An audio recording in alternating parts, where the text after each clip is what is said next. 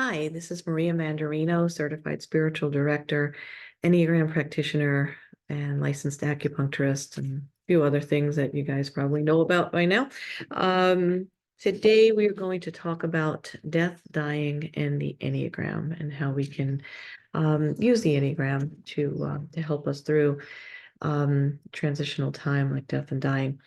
So, and this is kind of a focus of my practice, both as a spiritual director and as an acupuncturist. Believe it or not, in acupuncture, we do take on subjects like this and help people with working through grief.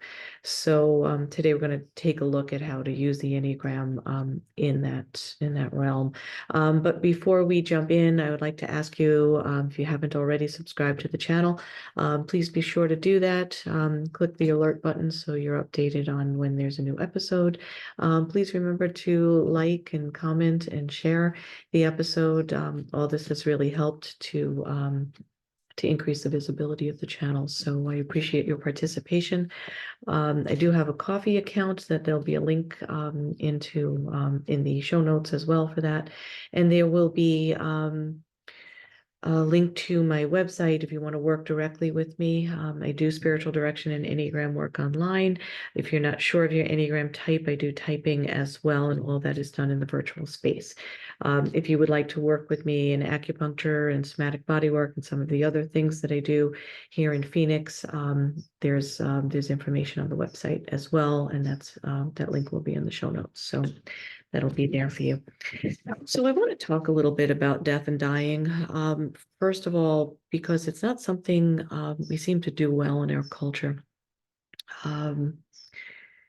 Even when someone is in our healthcare system and certain end of life experiences are starting to happen, if somebody has moved into the hospice realm, and anywhere in between that, the discussion around death and dying is just not something we tend to do. And it makes the process harder on obviously the person who is transitioning, and the people that are here, supporting them, helping them, going through their own grief process as well, and dealing with the unknown, because death and dying is kind of different for everybody. And I think at the end of the day, the Enneagram plays a part in that. Who we are as individuals really determines our needs throughout life and the dying process. So everybody's experience around death and dying is going to be a little different. And I think that's another thing we can't plan. But we don't talk about it in general, right? We're certainly not going to talk about it in specifics in our healthcare system, because they don't have that information. They don't have that frame of reference. So I'm not being hard on them. Please don't think that. And I have had the experience of being with loved ones when they were dying, supporting them through death and dying, supporting them through the hospice journey, as well as not having the hospice journey, with more immediate situations where hard decisions have to be made. So I've done all that on a personal level, and I have training in it as well. So I would like to share that because it's something we all have in common. How no matter whatever experience is in this lifetime, we all got the same ticket out. So we're all going to face this at one time or another, personally, and with people we love and care about. So if you are open to using the Enneagram, and if you already work with the Enneagram, lean into that for something like this. So, and I'm going to look at the types today in no particular order. And I'm really speaking more toward the caregivers in this episode, because I realize it's unlikely that the person that is on the transitioning journey is probably not going to be tuned into the information, and able to really even work with it. But the people who are supporting them, you guys are the ones that need this information probably more than anyone.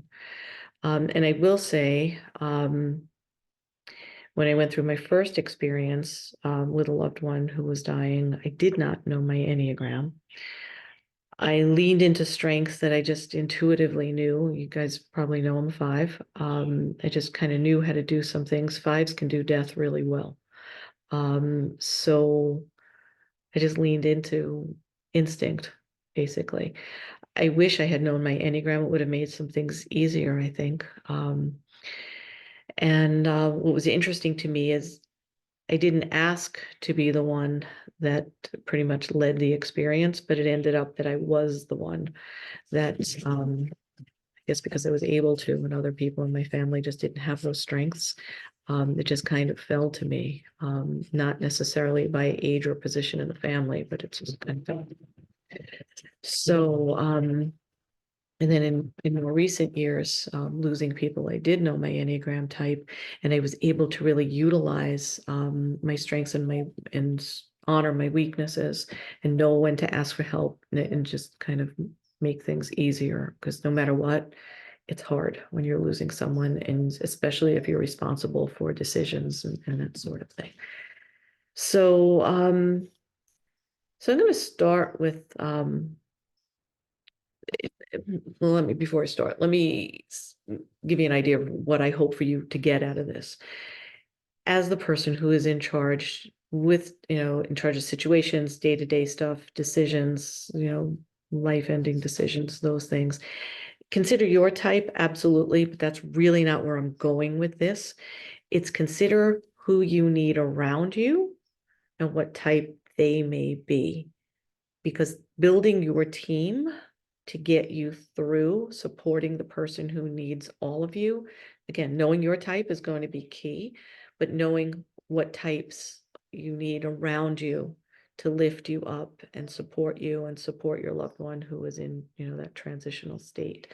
That's really where I'm going with this. So if you're building your team as you're supporting someone who is facing death and dying, who do you want around you? We're not going to really talk so much about who you don't want around you, because I think that's going to become evident with what I share today. So I want to start with type 7. And obviously, we're thinking about the types in their healthy states for something like this, right? We don't want anybody in their unhealthy state. I don't care what type they are, right? We want the best.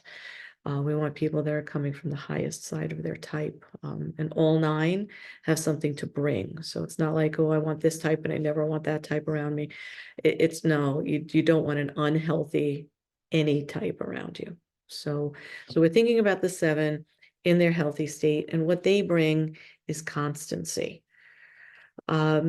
These are the people that can stay and they can feel joy and sorrow. And if you've done the death and dying journey with someone, there is joy, because there are moments and glimpses of a life that were joyful, and there's good memories in this journey.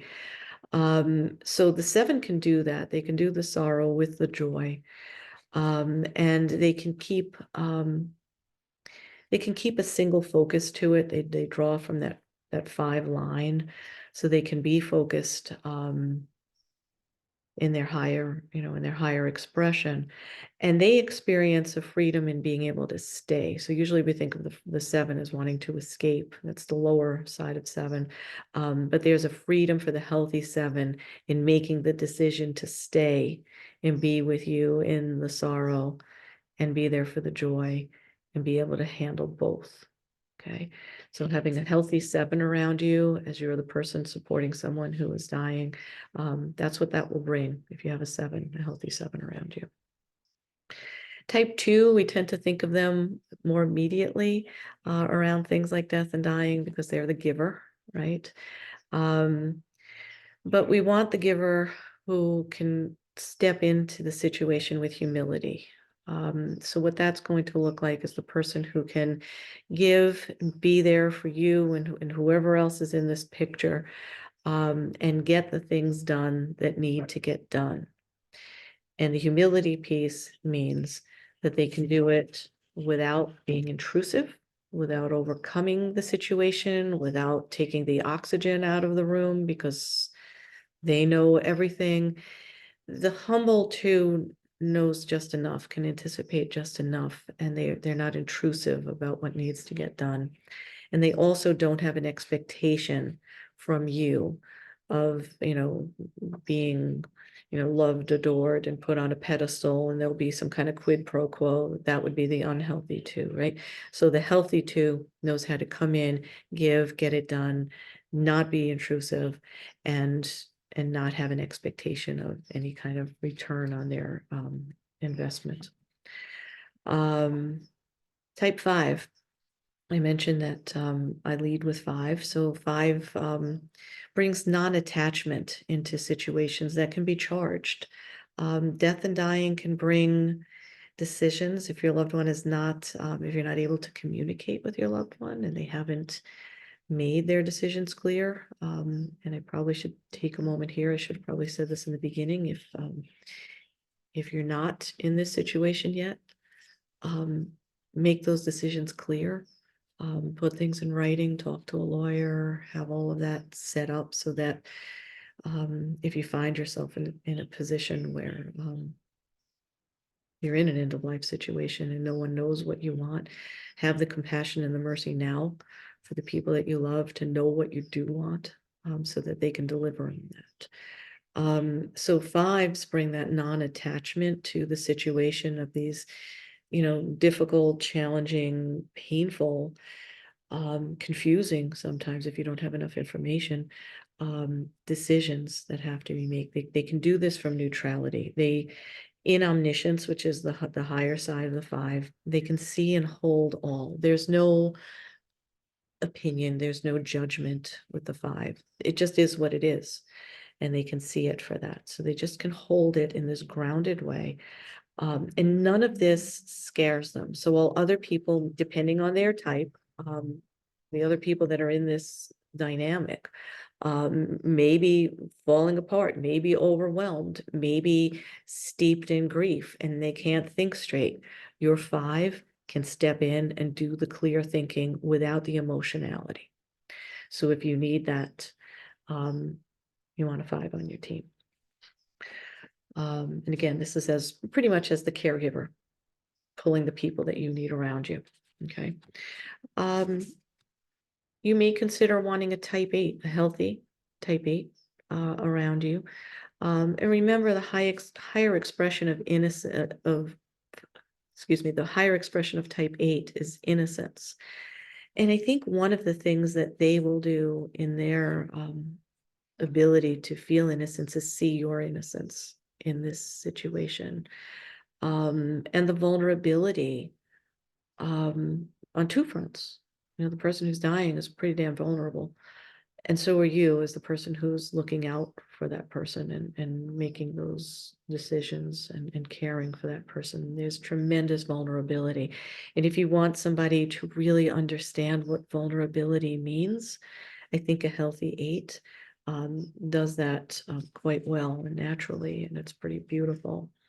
They will be the people who will determine what is not necessary, by which I mean they will be the people that are protective of the things that are not necessary, or the intrusive situations that may arise that are not necessary.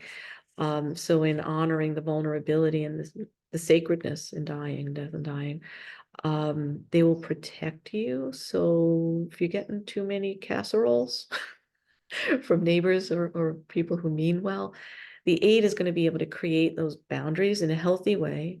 Again, we're talking about the healthy expression of the 8, who wants to just secure a way for everybody to be safely vulnerable in the death and dying dynamic. So yeah, healthy 8s. Type 6, they bring courage and faith to challenging situations. And what we know of the 6 is they like to plan and prepare as well. So I think that there's a measure of the planning, the preparing, and bringing this grounded courage and faith, and not, the low side of 6 is about fear and apprehension. So they leave that out. So the planning is not with an apprehensiveness. It's part of that loyalty, I think, that the 6 will bring to situations. In order to be effectively loyal, we need some structure. So 6s will bring some of that. And And there will be, a plan for how the days may be structured, maybe what neighbors do what at what time on what days, that kind of thing. And they'll bring that loyalty in, and they'll have the courage to execute a plan for you, and take over that stressor for the person that's the caregiver. Type 9. Um, Type 9s in their higher expression seek harmony, balance.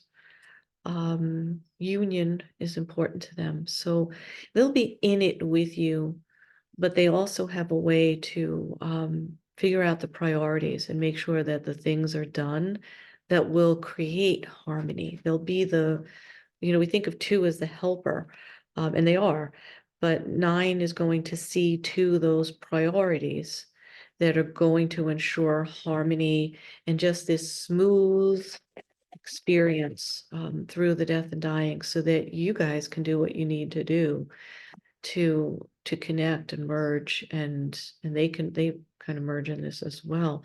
But they see the death and dying as and it is a type of union with divinity. And that is really important to them. That to them creates that harmony. Um, if conflict arises, we know the low 9 doesn't like conflict. The evolved 9, however, can handle conflict. They're not going to handle it like an 8. They're going to be, more harmonious about it. To just kind of make everybody happy, but keep that priority set as well, so that they will keep a healthy boundary. They're not just going to kind of let it all turn into this formless, nebulous cloud of confusion. They'll make sure that, I guess the way I would put it is kind of structured harmony, by putting priorities around the things that need to happen to create that harmony. Type 1s, we think of type 1 as the perfectionist, right? But the higher expression of type 1 is serenity. I think, and again, we want all 9 aspects of this energy in having support for us as we're caring for somebody that's dying. But if you have a 1, they're going to just bring that serenity, because here's what they do. They will naturally see the perfection in death and dying, where some other types in their lower expressions will see nothing but chaos and confusion and trauma. And we've all seen this if we've had people around us die, and at some point we have, right? So we have the families that just do superb drama, right? The 9 in their highest expression just sees the perfection in everything. They see God, spirit, universal love in this experience of dying, and that brings serenity. So their quest for perfection isn't a stressor anymore. It's an expression of serenity and peace. Type 3s. Type 3s in their highest expression bring honesty. Remember, in their lower expression, they bring deceit, right? So in their highest expression, they bring honesty. And we think of the 3s as being caught up in the doing all the time. They're performing, right? We know of them as the performer. But in their highest expression, in bringing honesty to a situation, they can both do and be. So they can be present while also doing whatever needs to be done, but not overdoing the doing to perform for you and impress you. It's not about that anymore when the 3 has evolved. So that mix of doing and contributing in ways of action are also more heart-centered, because they are a heart type, right? More heart-centered in being able to be in this with you as well. And in that, they bring this authentic presence. Again, remember, they're heart types, right? So we have the 2, the 3, and the 4 are heart types. So if we dial down the doing in the 3, we get the being essence in the 3. And that's what they bring, this authentic ability to be present, but to also do if the doing needs to be done. And not expecting compliments on how they perform. Type 4. I put the last on this.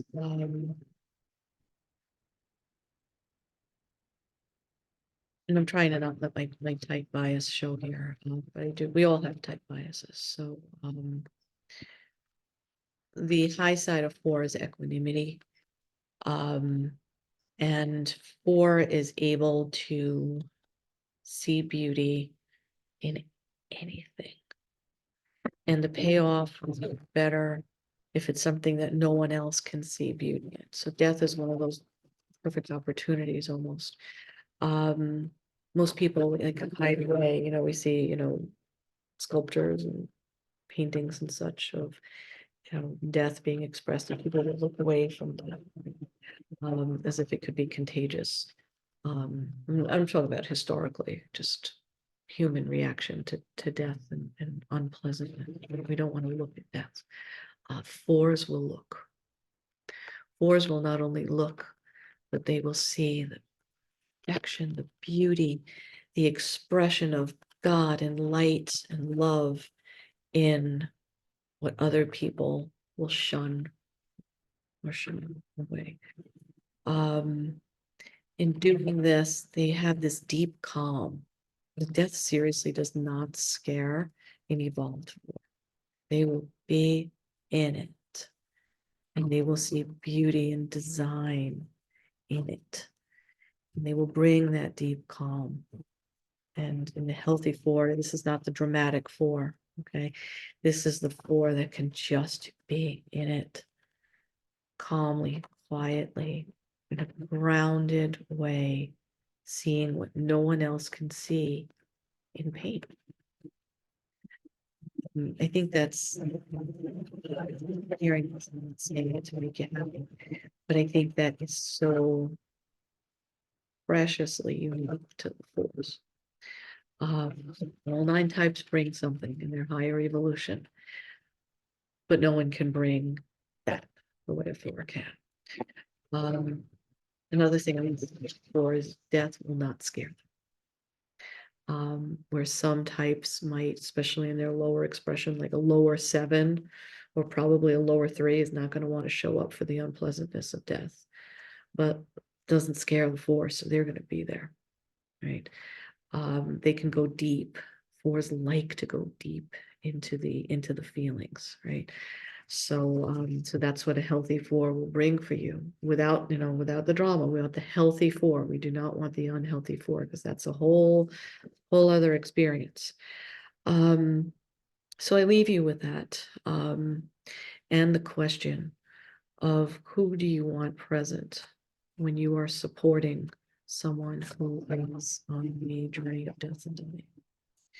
Perhaps you're not on that journey with anyone yet, but maybe you will be. They're good questions to ask. They're good questions to ask, even in terms of your own vision for, and death is the one thing we all have in common. When it is your time, what do you want that to look like for you? Who do you want around you? But who's your death dream team, right? But these are important things, because like I said, it's we all have it in common. The more informed, the more Enneagram informed we are, the more self-aware we are, the easier it is to do these things. The easier it is to do them with grace as well, and compassion and mercy. So again, I leave that with you. If you haven't already, please hit the like button. I'd love to hear your comments from your own unique type and your own unique experiences around death and dying. Get the dialogue going. I'd really love to hear more. Please share this episode with somebody who who may be able to benefit from the information, who may have questions around the subject. And I will see you next time. Thank you for being here.